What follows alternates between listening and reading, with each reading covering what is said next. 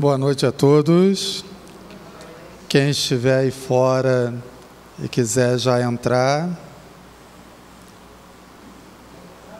eu abri aqui desse livro Gotas de Esperança, de Lorival Lopes, a mensagem 125, e que diz assim para a nossa reflexão: o que estou fazendo da minha vida? Pense nisto. Você está dando à sua vida um fim útil? Não passe os seus dias na rotina ociosa. Transforme-os num caminho para o seu aprimoramento e dos que partilham de sua existência. Combata o egoísmo. Veja as necessidades dos outros. Ajude. Faça de Deus um companheiro dos seus dias. Entre em ligação com Ele através da prece diária. Nada tema. Viva com amor e simplicidade.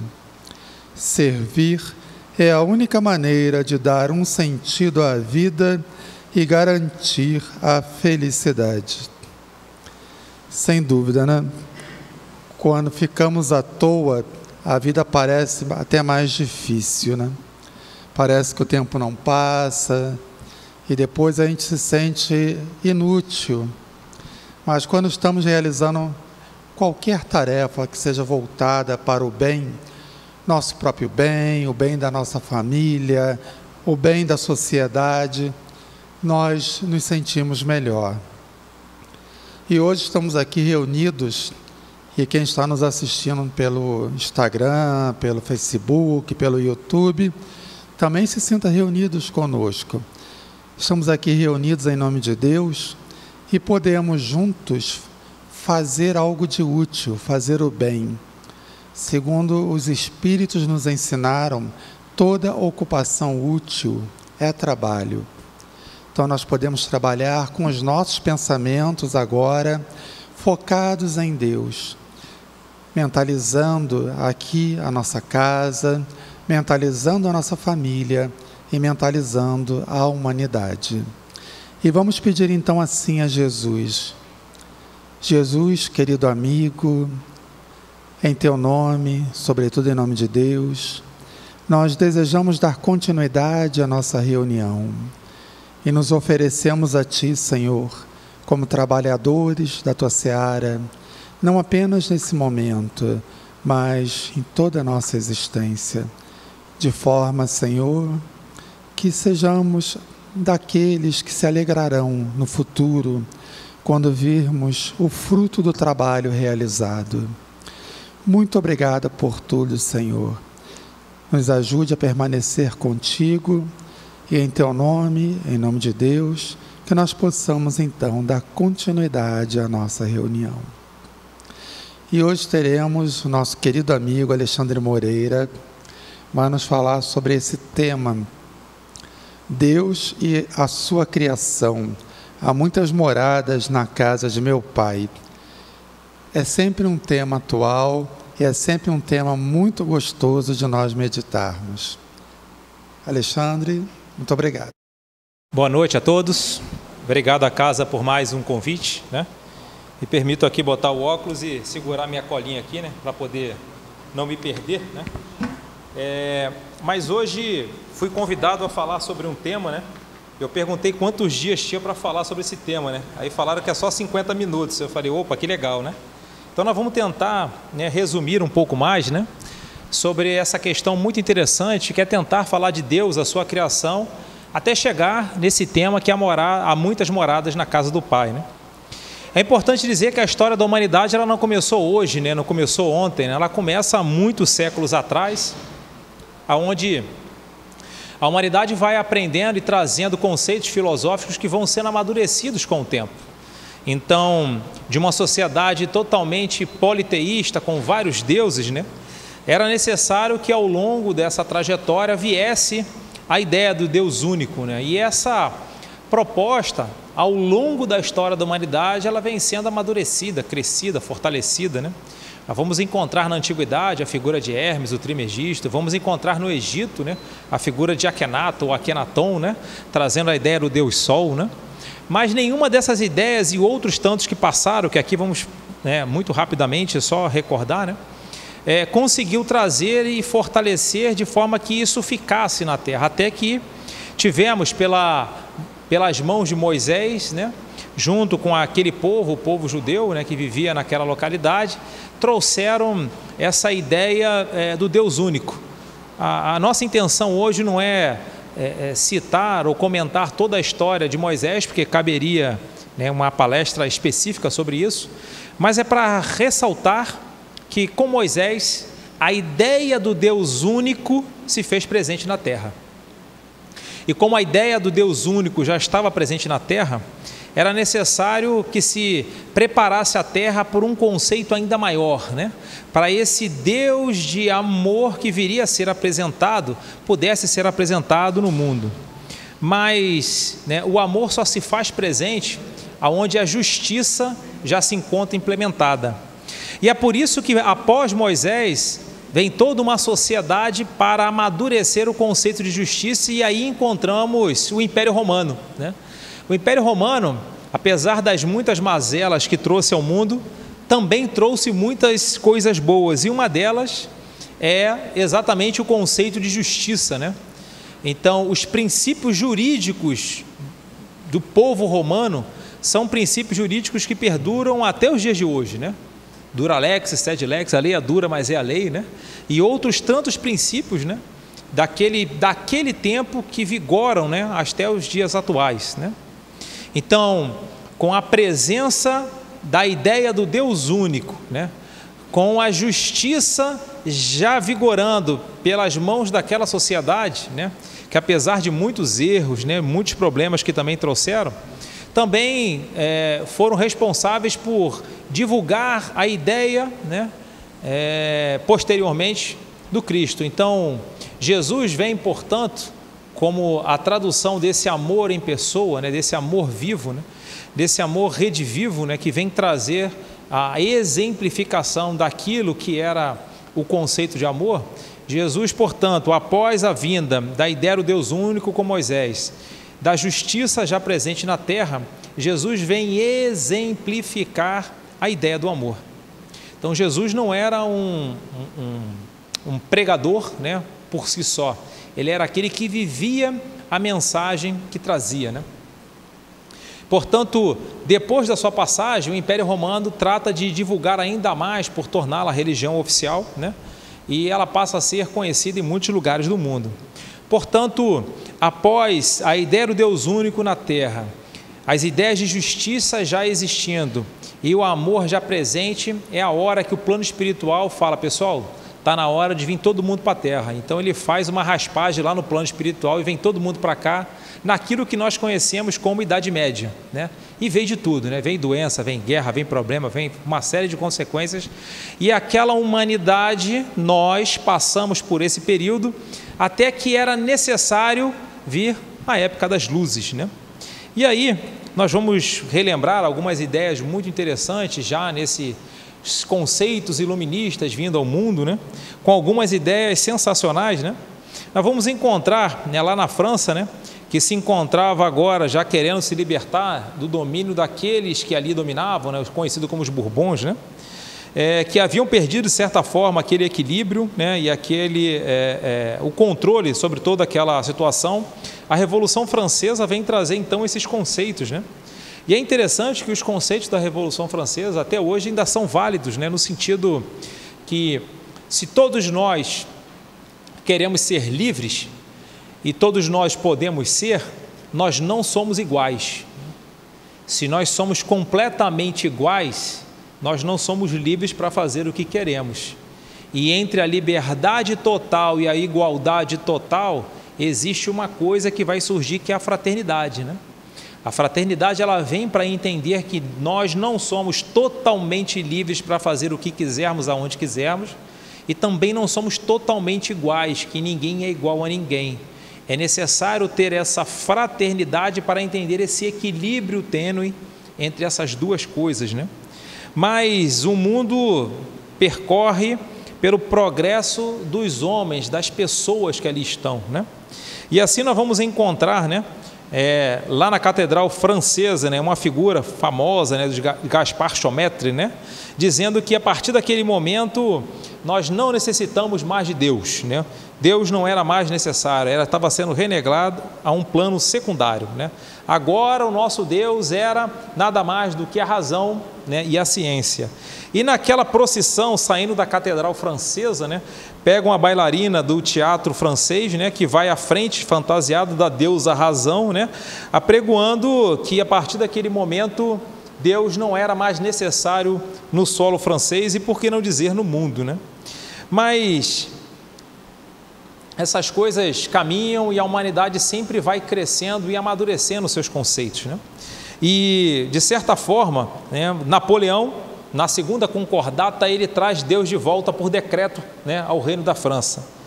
Hoje é até engraçado falar essas coisas, né? Mas veja como é que a história da humanidade ela prossegue, né? Até que em 1804, né, ele já coroando-se, né, imperador, da França, né, ele quebra lá o protocolo, né, ele auto se coroa, ele coroa a sua rainha, né, Josefina, né, e manda prender o Papa, né, daquela época, criando uma confusão, né, sensacional já naquela época, né? Vocês imaginam a confusão que isso deu? E isso vai gerar ainda, de certa forma, uma noção de que Deus não seria aquele Deus de amor que Jesus veio trazer. E nessa confusão de conceitos e princípios vai acontecer em 1815, né, uma grande mortandade, onde, né, os recém-nomeados, né, huguenotes, né, aqueles que eram protestantes, aqueles que de certa forma se separaram daquela doutrina católica ainda, que era a única que existia, eles vêm a ser massacrados e cerca de 15 mil, né, protestantes vêm a falecer, e há muitos livros espíritas que tratam, né, dessa história com consequências espirituais até os dias de hoje, né? E assim, ora Deus ia, ora Deus vinha para o reino da França, né? Para que não dizer do mundo conhecido, já que a França naquela época era o grande centro da razão do mundo, né? Vamos colocar assim, né? Aí entramos no século XIX, né? O século das luzes, onde a filosofia vai crescer, a ciência vai crescer e vários conceitos são retomados. Vejo que essas coisas sempre vão e voltam, né? E aí vamos eclodir já em 31 de março de 1848, né, a figura de Karl Marx, né, trazendo o Manifesto Comunista, né, onde ele repudiava qualquer expressão de religiosidade, né, porque a religião era o ópio das massas, né? Então, ele prometia, né, às classes trabalhadoras da época, né, realmente um futuro promissor, né, mas separando de Deus, né? Deus não era mais necessário também aquele grupo, né? E aí na França vai surgir o outro contraponto, né? A figura de Augusto Comte, trazendo para nós, né, algumas ideias daquilo que foi trazido para o Brasil como as ideias positivistas, né?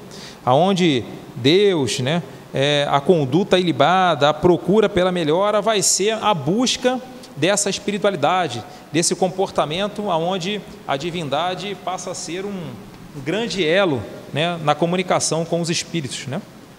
E nesse século XIX, portanto, nós vamos ver o eclodir das ciências, né?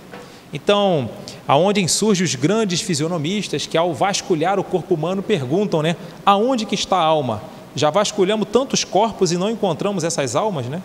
Os médicos procuram no cérebro e dizem, não, isso deve ser uma produção do cérebro, porque nós não encontramos, até chegar no famoso Friedrich Nietzsche, né, que vai escrever uma obra que todos já ouviram falar, né, Assim Falava Zaratustra, né, que era um desses grandes filósofos da época, e ele vai dizer então na sua obra, analisando que Deus havia morrido, né, a humanidade não precisava mais de Deus e, portanto, cada catedral existente no mundo era um mausoléu para lembrar da morte de Deus, né? Apregoando de novo que essa distância de Deus para com a humanidade. E assim, o século XIX passa, né? Poderíamos falar de muitos outros pensadores, aqui só para trazer algumas ideias para entendermos por que Deus, né? Por que a sua criação e por que há muitas moradas, né, na casa do Pai, né? Aí chegamos ao século XX, né, com outros tantos filósofos, e aqui ressaltamos um pensador muito famoso, um filósofo, Schopenhauer, né, que também, pelos seus conceitos, de certa forma, autodestrutivos, perguntava para que Deus, né, trazendo essa confusão, né, na mente das pessoas, e o mundo ainda muito em conflito, muito vigorando a época da Guerra Fria, né, com guerras pelo mundo todo. A Guerra do Vietnã, ela vem se ressaltar nesse período como uma das guerras que marcou, né, todo um período. E essa guerra vai trazer vários conceitos que distanciam, né, os homens, né, desse comportamento, digamos, mais religioso, né, dando a ideia de liberdade, a busca pelas ideias do mundo hippie, né, o questionamento de tudo que eram valores religiosos, né, valores éticos, a busca pela drogatização muito forte, né, o momento de loucura muito famoso, né, conhecido como Woodstock, né, em que muita gente ali se perdeu naquele período, né, aonde a virtude era uma aparência, aonde a hipocrisia vigorava, porque muitos que falavam em nome de Deus não vivenciavam, né, a sua mensagem, e muitos se questionavam: será que Deus realmente existe ou ele não existe? Porque se buscavam Deus com características de homem, antropomórfico, ou seja, um Deus que se ira, que se irrita, com paixões humanas, que quer a punição do homem, né? E isso tudo vai afastando, né, muitas pessoas dessa ideia de Deus, né? Mas essa passagem é muito rápida, é para dizer que a briga desse materialismo, de tudo aquilo que nos afasta da ideia de Deus para uma vida puramente material, né, ela vem sempre sendo constatada por essa vida mais religiosa, que nos leva a Deus das questões espirituais. Então isso não é novo, né, na história da humanidade. Mas é interessante ressaltar que quando Napoleão, né, vai sendo consagrado em 1804, né, 2 meses antes vai nascer ali também na França, na cidade de Lyon, né, uma figura conhecida como Hippolyte Léon Denisard Rivail, né, que era uma reencarnação de um outro filósofo muito antigo, né, também conhecido como Rousse, né, mas que é um espírito que reencarnou para trazer algumas ideias religiosas muito fortes, e dizia que ao ser imolado, né, ser colocado no fogo para queimar, né, ele dizia que a mensagem ela viria no momento propício, né, e vem como Kardec. E Kardec esse que, no mesmo período de Napoleão, mas ele vem compreendendo e estudando, né, as questões da pedagogia moderna nas mãos, né, de Pestalozzi, que foi aquele que trouxe, né, esses conceitos modernos da pedagogia conforme hoje entendemos. E é interessante que Kardec, ele começa de forma cética, como era da característica de todo pensador estudioso daquele século, né? Ele começa olhando: que história é essa? Que mesas é essas que giram? Que mesas é essas que mandam mensagens? E pela codificação em várias localidades, né, de vários médiuns, né, ele vai juntando aquilo e vê que ali existia alguma coisa inteligente, né? E todo efeito inteligente há uma causa inteligente, e ele começa a ver que tem algo mais, né? Até que aquele processo ele vai evoluindo e vai escrever depois pela juntada, pela codificação. Ele junta, não é Kardec que escreve, essas comunicações ele organiza naquilo que nós conhecemos como, né, o livro, né, dos Espíritos, né? E Kardec, na primeira pergunta do Livro dos Espíritos, né, fugindo exatamente da indagação materialista, aquela que contraria, né, essa visão espiritual, que a pergunta era sempre: quem é Deus? O quem é Deus é sempre antropomórfico, é um Deus de homem, a matéria, é aquele Deus que se irrita. E Kardec não cai nessa cilada. A primeira pergunta de Kardec é: o que é Deus? Né? E qual foi a resposta? É a causa primária, né, de todas as coisas, né? É a inteligência suprema, a causa primária, né, de todas as coisas, né? E daí o Livro dos Espíritos, né, vai falando para a gente uma série de coisas sensacionais, né? Que todo efeito ele tem uma causa também inteligente, né? Portanto, tudo aquilo que o homem não fez, quem foi que fez? Foi Deus que o criou, né? Então é interessante observar que, né, quando a gente contraria, né, a ideia de Deus, né, a gente sempre pergunta: e o que o homem não fez? Quem fez, né? O acaso é sempre colocado como uma opção, né? Mas esse acaso é um acaso muito engraçado, né? Que são leis imutáveis, né? Que regem sempre da mesma maneira, com uma coerência sensacional, né? Que acaso é esse, né? E é interessante, né, que essa história, portanto, mostra para nós, né, de certa forma, que o acaso, né, ele não existe, porque, veja bem, se nós pegássemos todas as peças de um avião, desmonta tudo, né, tudo, bota tudo no chão, né, será que o acaso vai montar o avião de novo? Ou precisa de uma inteligência muito grande para organizar todas aquelas peças, né? Essa pequena historinha mostra para nós, né, que o acaso realmente ele não existe. Há toda uma lógica, né, na construção das coisas. E quanto mais a gente estuda, né, e é interessante que aqueles, né, que se dizem, né, completamente materialistas, longe da ideia de Deus, mas ao estudar a ciência e adentrar, né, nos seus conceitos, ele naturalmente ele caminha para essa espiritualidade pela coerência das coisas, no macro como no micro, né? E aí a física quântica, a biologia, a química, né, vai trazer para nós conceitos assim sensacionais que nós falamos, só pode ter alguém ou alguma coisa que organizou tudo isso, né? Aí nós vamos encontrar algumas questões interessantes, né, que alguns anos depois de Kardec, né, lançar o Livro dos Espíritos, nós vamos encontrar Charles Darwin, né, trazendo a teoria da evolução, né, em 1859. Na verdade, 2 anos depois que Kardec lança o Livro dos Espíritos, né, Charles Darwin vai lançar o seu livro da evolução humana, que vai dar, né, uma ferramenta de disputa para aqueles que querem contrariar, né, a existência de Deus, né, o criacionismo, né, ou o evolucionismo de Charles Darwin. Mas veja que é interessante que a doutrina espírita ela não é evolucionista, né? Ela prevê o seu progresso, ela tem como a lei de progresso uma lei natural, que não confundam com o progressismo que hoje é existente, que é outra filosofia com outro contexto, né? Kardec vai dizer para nós que o progresso é uma lei natural, todos nós progredimos, né? E essa é a única fatalidade, né, da doutrina espírita, que nós progrediremos, seremos espíritos puros um dia, espíritos felizes, né? E caminharemos nessa direção, né? Portanto, quanto mais nós analisamos essa questão, mais nos questionamos, né, como é que podemos não acreditar em Deus, né? E aí nós vamos encontrar o mapeamento do cromossomo já no século XX, né? Século XXI praticamente, né?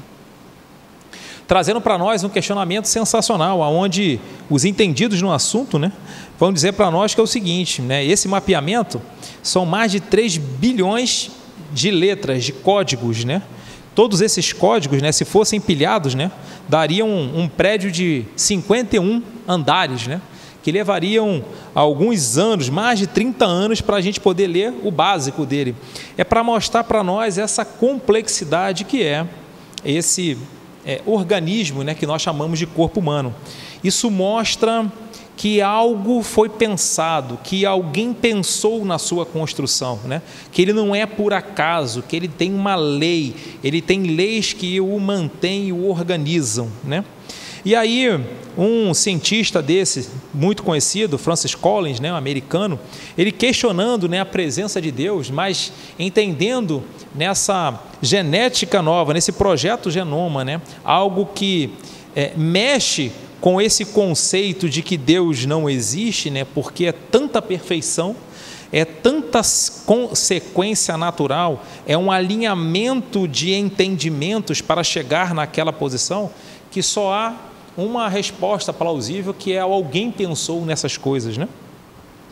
Ele, portanto, vai buscar, né, um teólogo para tentar estudar e entender aquilo, e ele vai encontrar um livro, né, do século XVIII chamado As Leis Morais, do Dr. Lewis, né, onde ele vai explicar que existem forças imateriais, forças intangíveis, né, que você pode chamar de Deus ou uma força ético-moral no universo, que coordena tudo isso, e Kardec vai falar para nós, já no Livro dos Espíritos, né, das leis morais, né, que são leis universais, né, que existem já em todo o universo. Mas é interessante, né, que ao longo da evolução dessas ciências, né, em 1970, nós vamos, por volta de 70, cerca de 70 e alguma coisa, né, vamos encontrar um professor, né, do Museu de História Natural, o professor Cressy Morrison, né, que ele vai escrever um livro que ficou famoso nessa época porque o nome do livro é Eu Creio em Deus. E numa época de tanta descrença, né, de tantas pessoas questionando, ele vai dizer, eu creio em Deus e creio por 7 motivos. Né? E ele começa a explicar os 7 motivos. Né? O primeiro deles, ele fala pela lei da probabilidade. Eu sei que todo mundo aqui gosta muito de matemática, né? Todos nós fomos muito estudiosos, né? Sabemos tudo de probabilidade, mas aqui a ideia não é discutir os conceitos, né, da probabilidade, mas entender o seguinte. E ele mostra um experimento muito simples, né? Se colocássemos 10 moedas, numeradas de 1 a 10, moeda 1, moeda 2, moeda 3, moeda 10, né? E fôssemos tirar, sem olhar a moeda 1, eu posso tirar a moeda 1 em 10 tentativas. Tem 10 moedas, vou tirando a primeira, até a 10ª eu tiro a moeda 1. Mas se eu botar de novo a moeda 1 e tentar tirar a moeda 2 sem olhar, aí a coisa já cresce. Eu não vou tirar em 10, eu vou tirar em 100 tentativas. E esse número ele vai crescendo. Se eu for tentando então tirar a moeda 10, aí esse número já cresce para algo de 10 bilhões de tentativas para que eu consiga tirar a moeda 10 sem olhar, na 10ª tentativa, né? Isso quer dizer o seguinte: a lei da probabilidade mostra para nós que alguém organiza, que alguém pensa, ela não é à toa, é uma lei, ela existe, alguém pensou nisso. E aí ele começa a fazer uma série de considerações, né? A Terra está distante do Sol, e vocês me permitam colar que eu também não decorei, né? Está aqui, né? 150 milhões de quilômetros, mas não é por acaso, porque se ela tivesse a 140, seria um negócio complicadíssimo, porque o calor seria muito forte, praticamente insuportável, e a vida não seria possível. Mas se ela tivesse a 160, né? Se a Terra tivesse um pouco mais distante, também o frio seria algo que impediria a vida na Terra. Então alguém pensou nisso. Por que 150? A Lua está distante 300 mil quilômetros da Terra e ela permite o equilíbrio das marés. Mas não é à toa, porque se ela tivesse só a 200, mais pertinho, nós teríamos ondas do tamanho do Himalaia, né? Engoliria tudo. Mas se tivesse a 400, também a vida não seria possível pela oxigenação do planeta, né? A atmosfera, ela tem uma dimensão, uma altura, né, de 60 quilômetros, em média, né? Por quê? Porque todos os fragmentos, asteroides que entram na Terra, eles vão sendo deteriorados, ralados, diminuídos, né? A ponto de chegar só pedrinha pequenininha. Então ela tem que ser de 60, porque se ela for de 40, vai cair muita gente aqui, vai cair muito meteoro grande, né? O que mataria praticamente toda a vida aqui na Terra. Seria um inferno astral viver aqui na Terra, né? E a superfície da Terra, né, se ela fosse 3 metros, um pouco mais abaixo do que ela é hoje, teremos um problema sério na troca daquilo que chamamos de oxigênio para o planeta, né? Se a Terra aqui gira a 1.600 km por hora, né?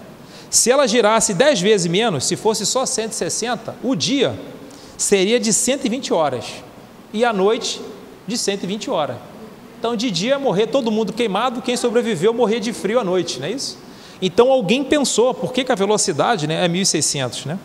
Então, essa é a consideração do professor Cressy Morrison. Pela lei da probabilidade, é impossível essas coisas terem sido feitas por acaso, né? Alguém pensou em tudo isso, né? E ele prossegue dizendo: uma segunda questão está na consideração, porque ele chama de pela vida, né?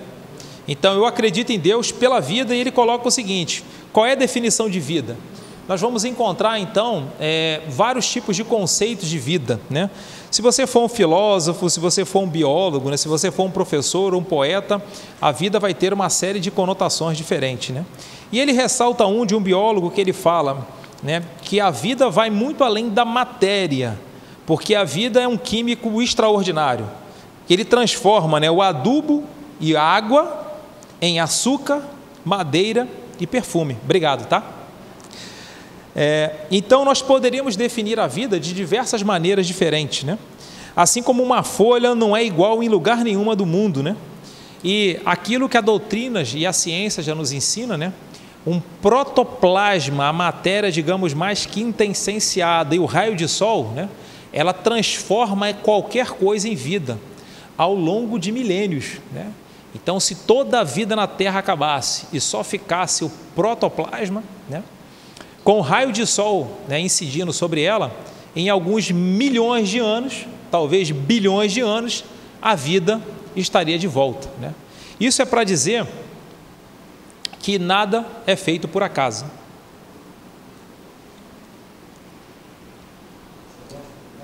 Não, está ótimo. Obrigado. O terceiro item que ele fala dos 7, né, é o instinto dos animais, né? E aí ele fala, poxa, se você olhar os instintos dos animais, é algo muito interessante, porque não há uma sede, um local definido para esse instinto, né? Mas os animais fazem sempre a mesma coisa em qualquer lugar do mundo, sendo da mesma espécie, né? E aí ele vai citar alguns casos característicos, como o da vespa, né? Que é um caso bem pitoresco, né?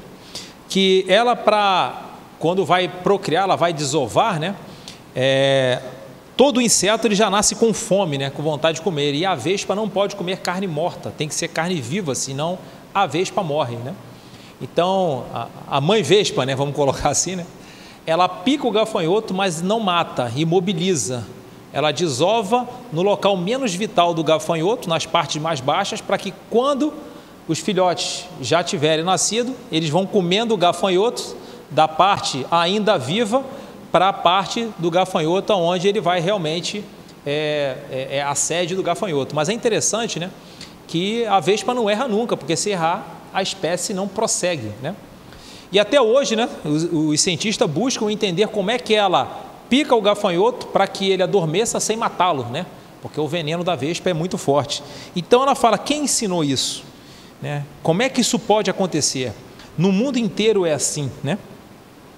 E aí ele conta outros casos bem conhecidos, como o da enguia e do salmão, né? Que são animais que, aonde estiverem, quando chega o momento da desova, eles buscam o local de origem, não interessa onde esteja, no oceano inteiro.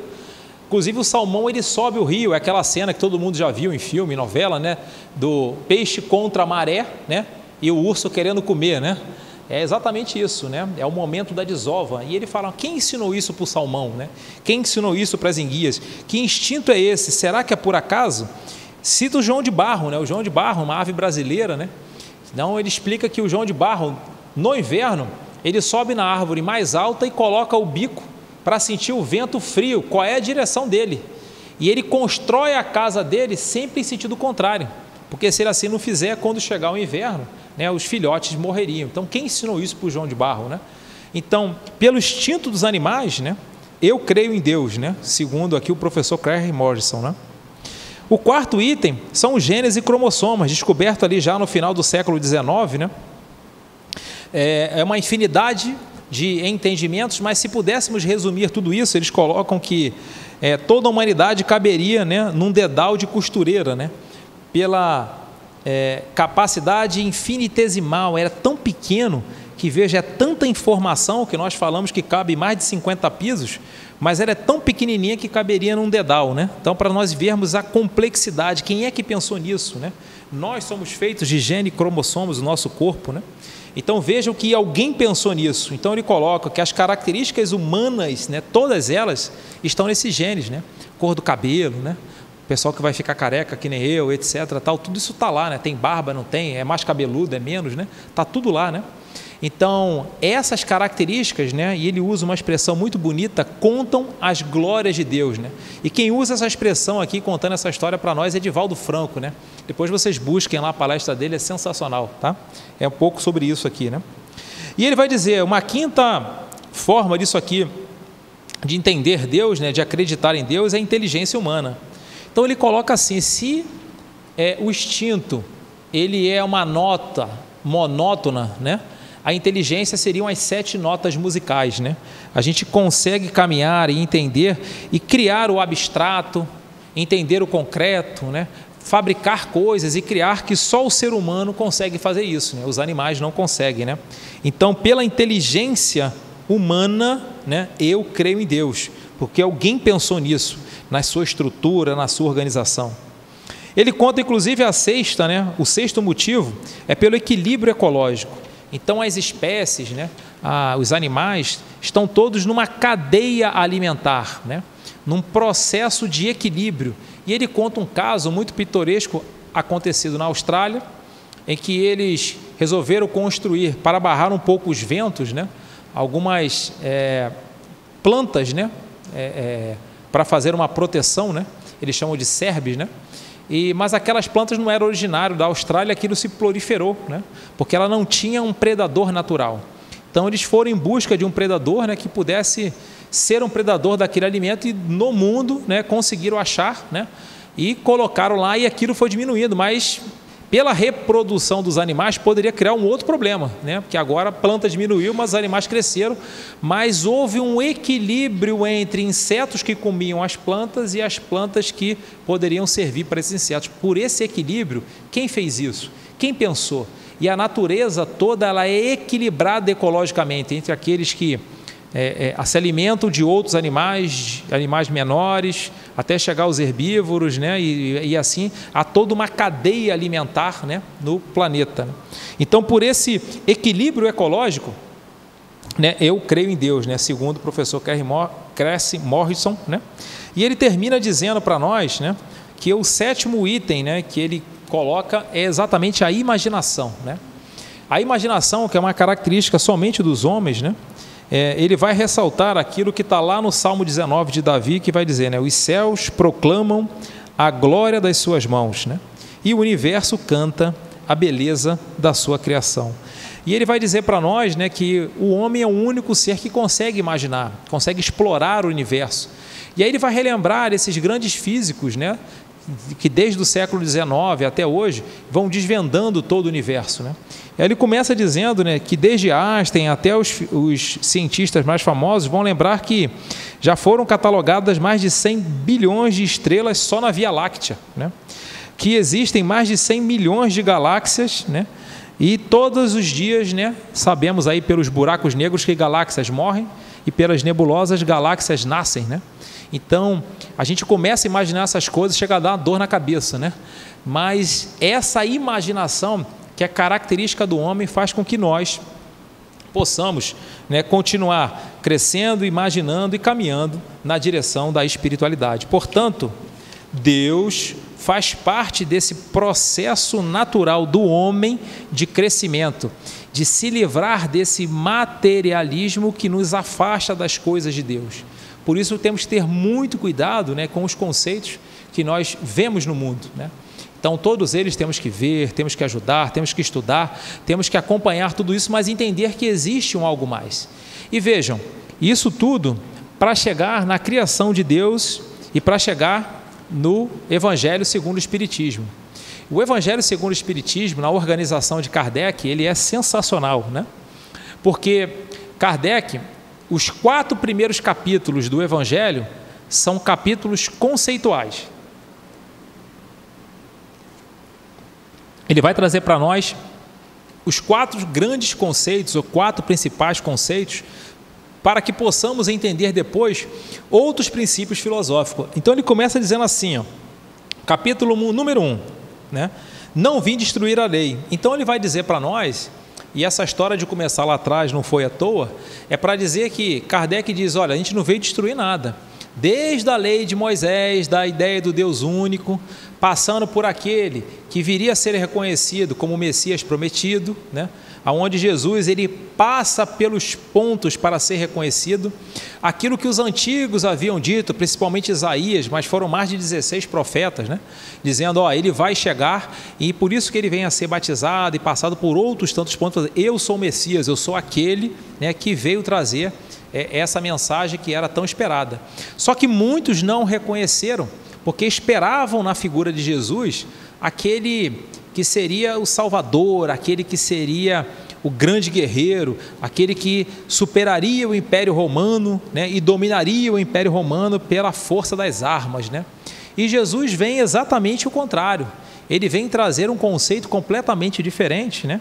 E aqui nós relembramos, né, uma das passagens, que é a passagem do Sermão da Montanha, né?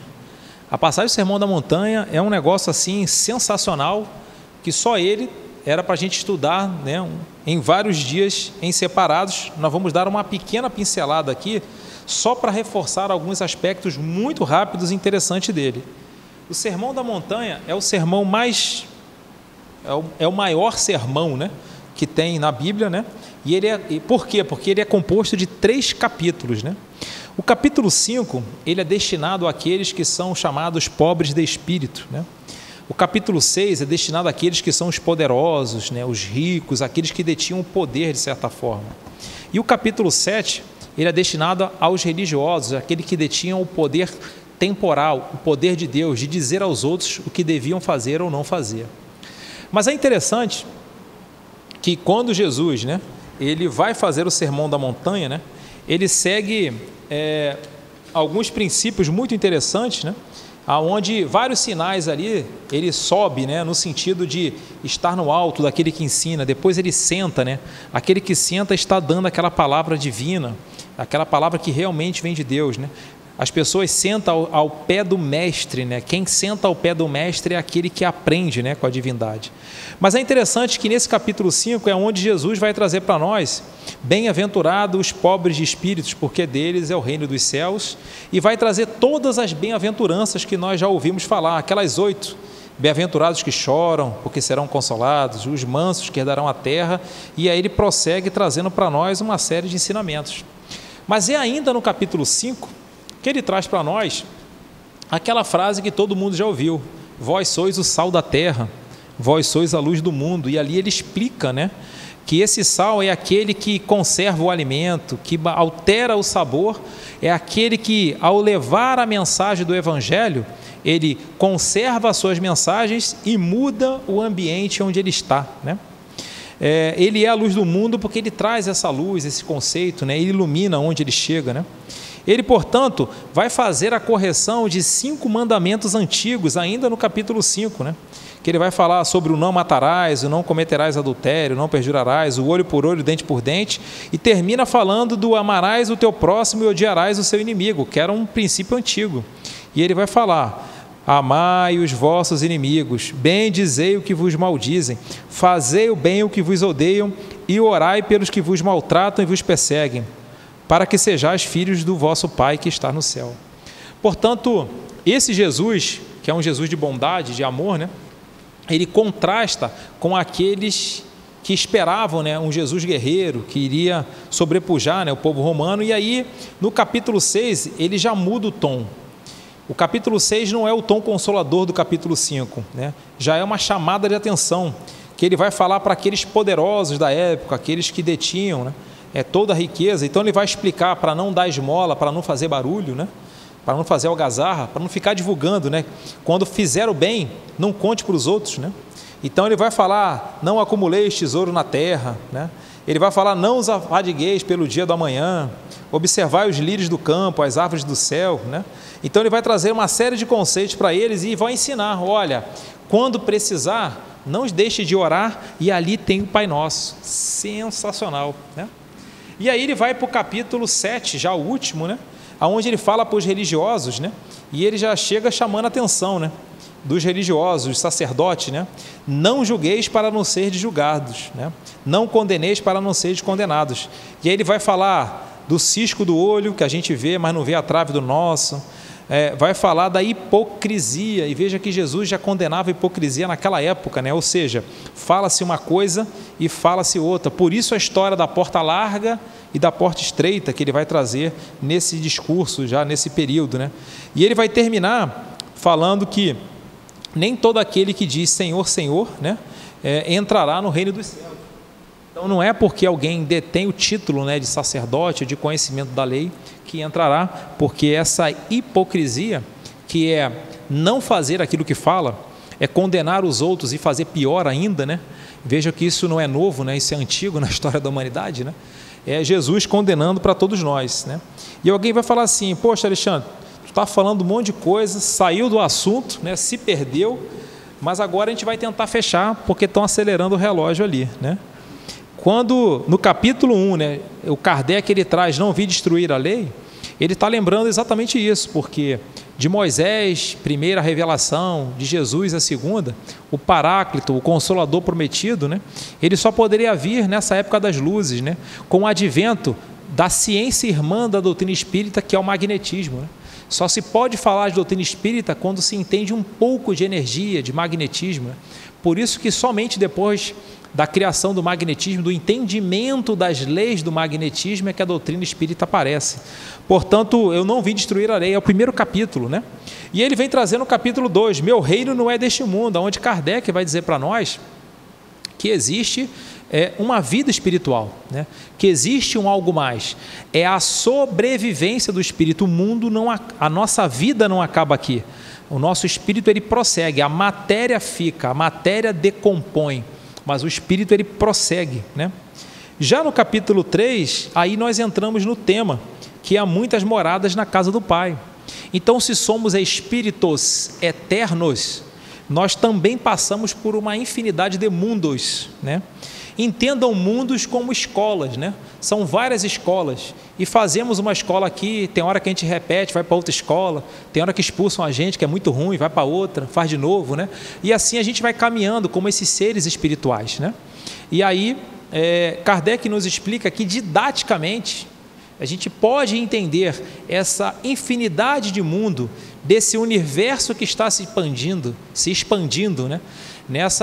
Nesses bilhões de galáxias que nós estamos conversando, em um desses universos possíveis, segundo os mais modernos entendidos, né, sobre o conceito de universo, né, nós vamos ver que existem 5 categorias de mundos, que didaticamente podem ser entendidos assim: mundos primitivos, que já fomos, onde há o predomínio basicamente do mal, porque há um desconhecimento completo, né, das coisas do bem. A segunda série, o segundo tipo de mundo, que é o mundo de provas e expiações, que ainda estamos, que há o predomínio do mal, mas já há o bem, né? Os mundos regenerados, aonde há o equilíbrio entre o bem e o mal. Veja que a coisa não acaba de uma hora para outra, né? Os mundos ditosos, aonde há o predomínio do bem, né? E os mundos celestes, né? Aonde só há o bem, né? Então, nessa escala evolutiva, segundo o Evangelho, segundo o Espiritismo, nós estamos saindo da segunda série para a terceira série, de um mundo de provas e expiações para um mundo, né, de regeneração. E aí Kardec, no Evangelho segundo o Espiritismo, né, ele vai para o capítulo 4, trazendo uma outra ideia interessante, que é a ideia da reencarnação. Ninguém poderá ver o reino de Deus se não nascer de novo. E ele vai trazer para nós todo um questionamento sobre as ideias da ressurreição e da reencarnação, né? Para nós espíritas, nós não vamos ressurgir, né? Ou ressuscitar, né? Vamos colocar assim, aquele corpo não voltará à vida, porque ele se desfaz, né? Ele volta à natureza. Nós, como espíritos, nós reencarnamos, nós retomamos a um corpo diferente, né? E é interessante, né? Se pegarmos lá, segundo os entendidos estudiosos da ideia da ressurreição, né? Lá no hebraico não existe nem a ideia da ressurreição e nem da reencarnação. Há a ideia de voltar no mesmo corpo e a ideia de voltar em um corpo diferente.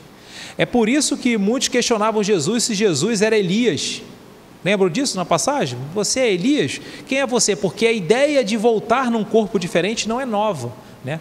Muitos judeus, né, tem a ideia da reencarnação ou a ideia de voltar em um corpo diferente, mas não exatamente como nós entendemos hoje, que para eles há uma certa mistura, enfim, é uma outra ideia que não é exatamente essa que estamos aqui conversando.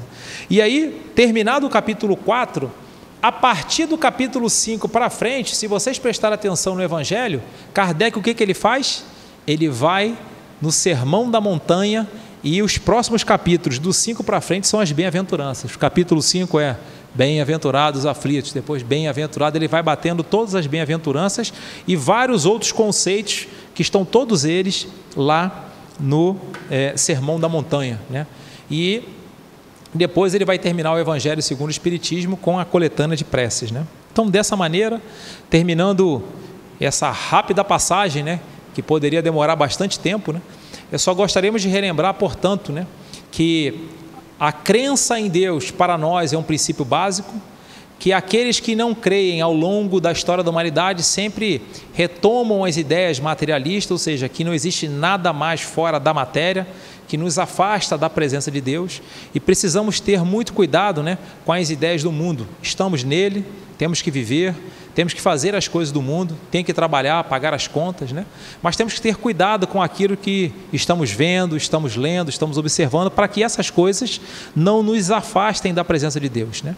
Lembrando a mensagem divina, né, que é necessário dar a César o que é de César e dar a Deus o que é de Deus. Então temos que trabalhar, pagar as contas, né? Sejam todos muito felizes com os seus trabalhos, né?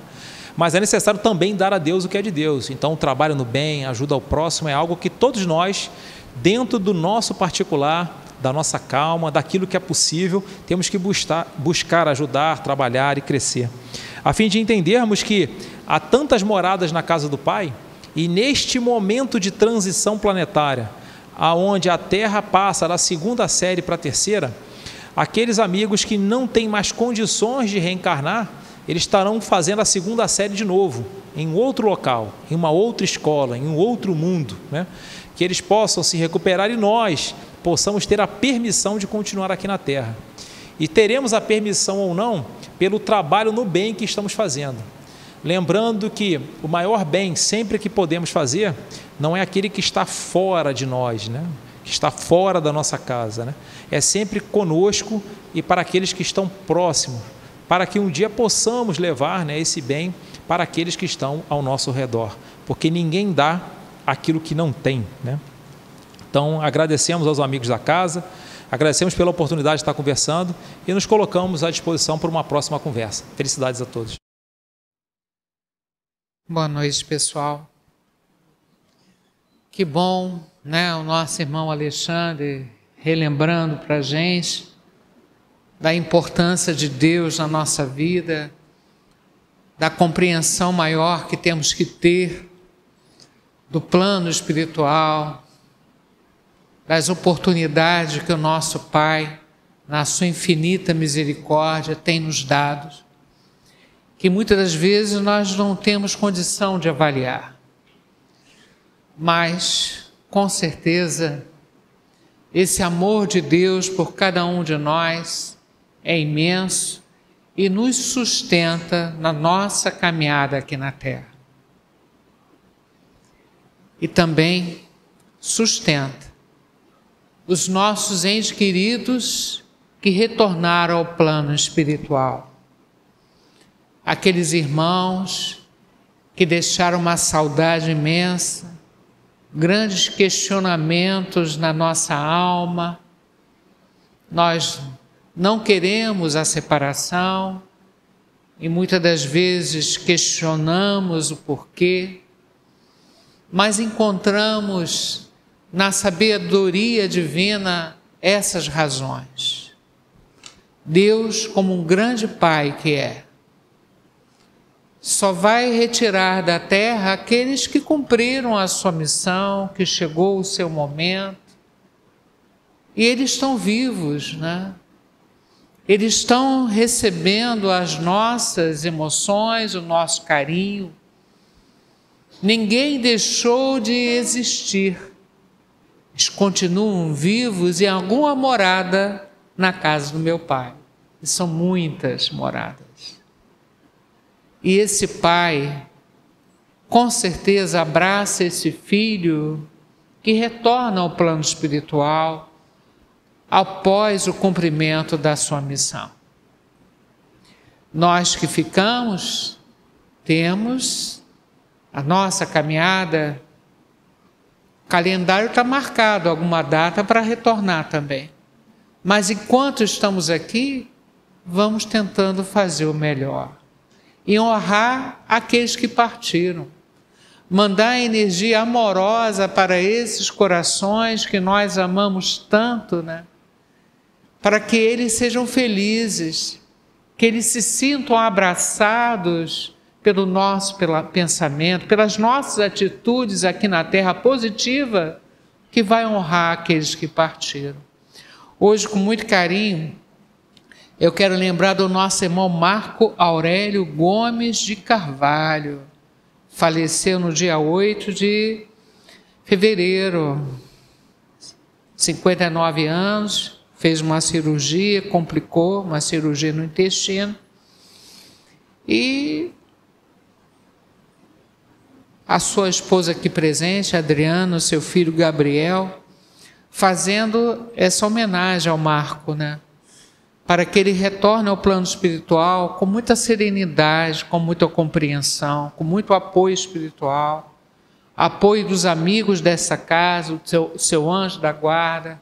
Com certeza o nosso irmão Marco está cheio de luz, não pode ser diferente, porque aqueles que caminham no bem, aqueles que plantam, colhem, né? E o nosso irmão Marco, com certeza, no plano espiritual, está colhendo energias de paz, de harmonia, sabedoria, para que ele no plano espiritual continue a sua caminhada. Não só ao Marcos, mas todos os nossos entes queridos que lá estão, recebam nesse momento a nossa vibração carinhosa, o nosso abraço. Muitos deles aqui presentes, recebendo pessoalmente essa energia, e os que não puderem estar aqui estão à distância recebendo também, de repente nos vendo aqui, orando por eles. Então a oração ensinada por Jesus: Pai nosso, que estais no céu, santificado seja o vosso nome, venha a nós o vosso reino, seja feita a vossa vontade, assim na terra como no céu. O pão nosso de cada dia nos dai hoje, perdoai as nossas ofensas, assim como nós perdoamos os nossos ofensores, mas não deixeis cair em tentação, livrai de todo mal, que assim seja. Ó Mestre amado, na sua infinita bondade, nossa Mãe Santíssima Maria de Nazaré, esteja ao lado desses nossos queridos, apoiando eles nesse retorno ao plano espiritual, com muita paz e harmonia. Todos os nomes que nós colocamos na caixinha de prece, todos os nomes que estão no nosso coração e na nossa mente, a nossa família no plano espiritual é imensa, que todos eles se sintam abraçados através dessa oração, através dessa vibração que estamos emanando para eles com muito amor, com muito respeito, com muito carinho. Ó Pai, abraça cada um deles por nós. Que chuva de luz seja derramada sobre todos esses espíritos. Graças a Deus. Continuando, né, nessa vibração, aqueles que estão nos assistindo pela internet, né, todos nesse momento possam se unir em pensamento a Jesus. Não importa o momento, a hora, é hora de elevarmos a nossa vibração e nos alimentar dessa energia. Vivemos no mundo, como disse o Alexandre, um mundo agitado, transformando, tanta coisa acontecendo, muitas das coisas nós nem entendemos direito, né? Mas é hora de nos alimentarmos com as energias superiores que vêm de Deus, que é o nosso Pai, e quer ver a cada um de nós bem, felizes, se apoiando nos ensinamentos de Jesus. Então é a hora das irradiações.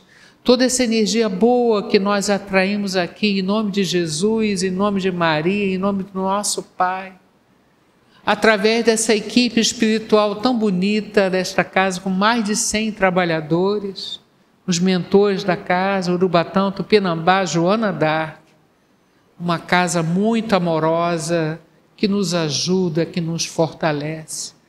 Então nós estamos recebendo pessoalmente isso aqui, mas não é só para a gente. Isso tem que irradiar, tem que se espalhar. Então vamos mentalizar as nossas casas, nosso ambiente de trabalho, as pessoas que estão precisando desse abraço, desse carinho. A casa se transforma em um grande sol, e esse sol está espalhando energia para todos esses lugares. É uma energia tão bonita, tão maravilhosa que nós ajudamos a ter aqui e que Jesus está ampliando numa imensidão que não imaginamos. Então essa energia parte daqui e vai em direção a todos os endereços que nós colocamos na caixinha de radiação. Aonde nós quisermos, essa energia vai se espalhando, a nossa comunidade, o nosso Rio de Janeiro, nosso Brasil, a nossa terra escola tão linda, maravilhosa, criada por Jesus, criada pelo Pai Celestial, para nos receber, que possamos ter a honra de continuar reencarnando aqui, nessa terra tão linda, maravilhosa. Abençoe, Senhor Jesus, os líderes desse planeta que precisam se aproximar de Deus, que eles sejam tocados também. Obrigado, Senhor, por essa oportunidade de oração. Graças a Deus. Então, também queremos pedir, estamos sempre pedindo, mas a espiritualidade gosta de ver o nosso movimento em oração. Nós temos que pedir sim, porque isso é um sinal de respeito a Deus, de querer sintonizar com as energias superiores. Então nós estamos pedindo sim ao nosso Pai Celestial, a Jesus, a Maria, a Bezerra de Menezes. Estamos pedindo saúde. E a saúde é uma coisa muito mais ampla do que a gente imagina. A saúde depende de nós, da nossa vivência, daquilo que trazemos em nossa alma. A saúde espiritual, que se reflete no físico. Então, o Evangelho é uma terapia para curar as dores da nossa alma. E estamos fazendo isso toda segunda-feira aqui, toda quinta-feira. Estamos nesse esforço no dia a dia de curar essa nossa alma que viveu tantas experiências, passou por tanto sofrimento no passado e hoje estamos aqui, investindo no nosso futuro. Então, Bezerra de Menezes, a falange, o grupo médico do espaço, né? Traga para nós essa gota de orvalho, essas flores brancas sobre nós, nos abençoando, caindo aonde estamos precisando. Às vezes na nossa mente, lá dentro, no nosso coração, em todo o nosso organismo. Queremos pedir ajuda por todos os irmãos que estão pela rua, por todos os irmãos que estão em depressão, em grande sofrimento da alma, todos os irmãos que estão nos hospitais, asilos, orfanatos, prisões, por todos os nossos queridos que nós colocamos o nome na caixinha de visita médica, né? Lembrando, pedindo pela minha irmã Sônia Raposo da Silva, agradecendo a espiritualidade, ela fez uma cirurgia delicadíssima, saiu bem, tudo deu certo. Obrigado ao Pai, né? Então, vamos pedir por nós que aqui estamos sentados, para que a nossa mente, o nosso organismo, os nossos centros de força sejam reequilibrados. Contam que Jesus certo dia vamos andar com Jesus, junto ao lago azul de Genezaré. Vamos dar a mão a Jesus. E as multidões ele ministrava, seus ensinamentos de amor e fé, com saliva e lodo curava os cegos, junto ao velho tanque de Siloé. Uma tarde linda de primavera, outros mais prodígios ele fizera na cidade santa de Nazaré. Foi o bom Jesus que nos ensinou, junto ao lago azul de Genezaré, caridade, amor, bondade, luz, verdade, fé. Tanto no Tabor, em Jerusalém, quanto na Betânia e Genezaré, ele foi caminho, verdade e vida, como ainda é.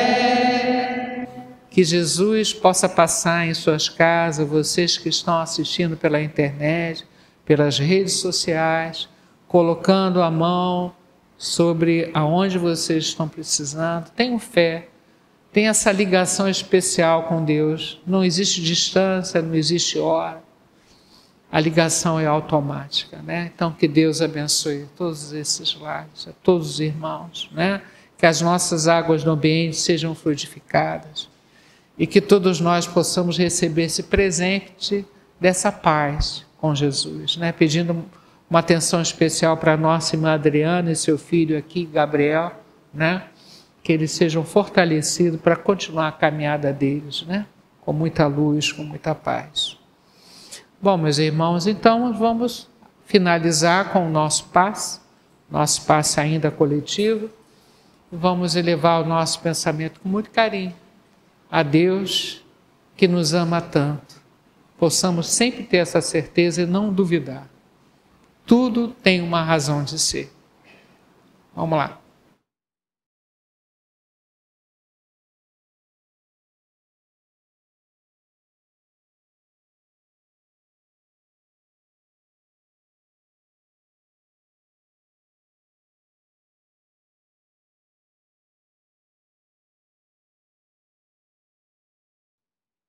Possamos fechar os nossos olhos e abrir a alma para Deus, para Jesus, e pedir do fundo do coração esse amparo que precisamos para nos alimentar e seguir em frente na nossa caminhada. Senhor, tua luz traz imensa paz. Tu és a verdade, o caminho, porto seguro das aflições, amparo ao sofredor. Suave é o jugo do teu amor, ó bondoso Senhor. Suave é o jugo do teu amor, ó bondoso Senhor. Pai de infinita bondade e misericórdia, possamos trabalhar a nossa aceitação, a nossa resiliência diante das provas que precisamos passar na vida. As experiências, as expiações, tudo chega a nós com certeza com muito amor, para que a nossa alma cresça, amadureça e se torne cada vez melhor. Desta forma, possamos superar as dores, o sofrimento, com muita fé e esperança no coração, né? Agradecemos a presença de todos vocês aqui. A sessão é feita por cada um de nós, todos nós trabalhamos para termos essa energia de paz, de harmonia, manipulamos esses alimentos com o apoio do astral superior. Então, nosso muito obrigado pela presença de todos vocês, que todos retornem em paz, serenos, com tranquilidade para os seus lares. Qualquer dúvida, nós estamos organizando aí, o nosso irmão Antônio Ricardo, presidente da casa, organizando cursos, né, para ajudar o esclarecimento, o entendimento da doutrina. Quem quiser, procure o nosso irmão Ricardo, ele está à disposição para conversar com vocês, né? Lembrar também que a nossa operação espiritual no primeiro sábado de março, às 9 horas da manhã, estão com as inscrições abertas, né? Então, quem quiser se inscrever para a operação é fazer essa inscrição ou na biblioteca ou na secretaria, ok? E lembrar da nossa sessão de quinta-feira, né?